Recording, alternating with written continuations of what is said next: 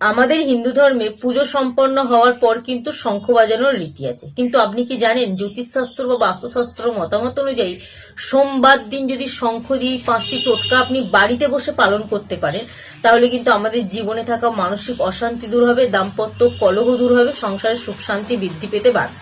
তবে ভক্তি এবং শ্রদ্ধার সাহায্যে কিন্তু সোমবার দিন মহাদেবের পুজো সম্পন্ন হওয়ার পর কিন্তু এই কাজগুলো আপনি করতে ভুলবেন না। এছাড়াও যদি আপনারা সপ্তাহে এই 2টি দিন মন্দিরে শঙ্খ নিবেদন করতে পারেন, অত্যন্ত শুভ।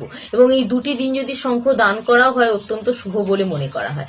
আপনি যদি অতিরিক্ত মাত্রায় মানসিক অশান্তির মধ্যে থাকেন, দেখুন আমাদের জীবনে অর্থ থাকলেও, হ্যাঁ আমাদের জীবনে সবকিছু ঠিক আছে, কিন্তু মানসিক শান্তি যদি আমাদের জীবনে না থাকে, আমাদের অর্থ হাতে থাকলেও আমরা কিন্তু সেই অর্থকে ঠিকঠাক ভাবে অনুভব করতে পারি না। আমাদের জীবনের সুখটাকে যখন আমরা অনুভব করতে পারবো না, তখন কিন্তু আমাদের সব দিকটা খারাপ হয়ে যায়। তাই এই সুখ বৃদ্ধি করতে চাইলে কিন্তু মানসিক শান্তিটা আমাদের জন্য অত্যন্ত জরুরি। আপনি কি করবেন, প্রতি সোমবার দিন সন্ধ্যার পর যখন চন্দ্রোদয় হয়ে যাবে, আপনি শঙ্খের মধ্যে কিছুটা পরিমাণ কাঁচা দুধ এবং জল বা গঙ্গা জলও হতে পারে একসঙ্গে নিয়ে, সেই জল যদি আপনারা চন্দ্রদেবের উদ্দেশ্যে নিবেদন করতে পারেন, যেমন সূর্যদেবকে জল নিবেদন করেন, তেমন যদি চন্দ্রদেবকে নিবেদন করতে পারেন, আমাদের মনের মধ্যে থাকা মানসিক অশান্তি দূর হতে বাধ্য।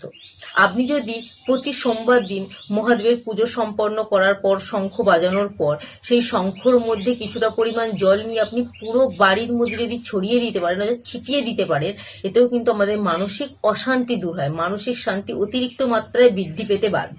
তবে সব কাজে কিন্তু ভক্তি এবং শ্রদ্ধার সাহায্যে করলে তার পূর্ণ ফলাফল আমরা লাভ করতে পারি। আপনি আপনার জীবনে দাম্পত্য কলহ কমাতে চাইলে, একে অপরের মধ্যে সুখ শান্তি বৃদ্ধি পেতে চাইলে, সম্পর্ক ঠিকঠাক রাখতে চাইলে, শোবার ঘরে যখন রাতে ঘুমাতে যাবেন একটি শঙ্খের পাশে একটি ঝিনুক রেখে ঘুমান।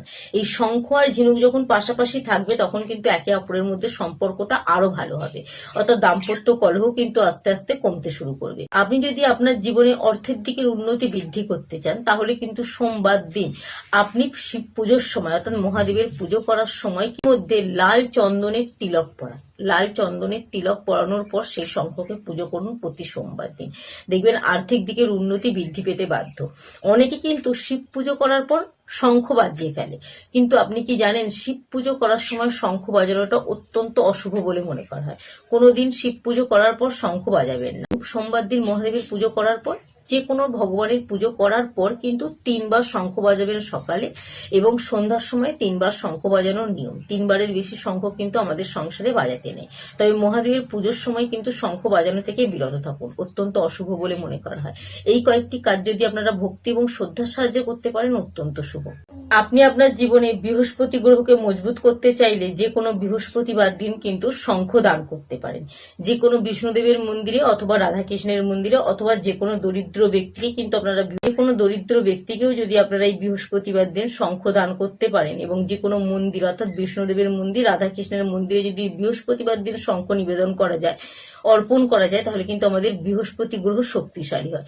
শুক্রবার দিন যদি যে কোনো বিষ্ণুদেবের মন্দিরে অথবা রাধাকৃষ্ণের মন্দিরে বা যে কোনো অভাবী ব্যক্তিকে শঙ্খ নিবেদন করতে পারেন বা দান করতে পারেন, তাহলে কিন্তু আর্থিক দিকের উন্নতি আমাদের অতিরিক্ত মাত্রায় বৃদ্ধি পেতে বাধ্য। তো বৃহস্পতিবার বা শুক্রবারই কিন্তু শঙ্খ নিবেদন করা বা দান করাটা অত্যন্ত শুভ। অন্যদিন কিন্তু আপনারা শঙ্খ নিবেদন বা দান করবেন না। এবং মা লক্ষ্মী দেবীর প্রিয় সংখ্যাগুলির মধ্যে 6 সংখ্যাটি কিন্তু অত্যন্ত শুভ। আপনি যদি মা লক্ষ্মী দেবীর কৃপা লাভ করতে চান, কমেন্ট বক্সে 6 সংখ্যাটি 3বার লিখে যেতে ভুলবেন না।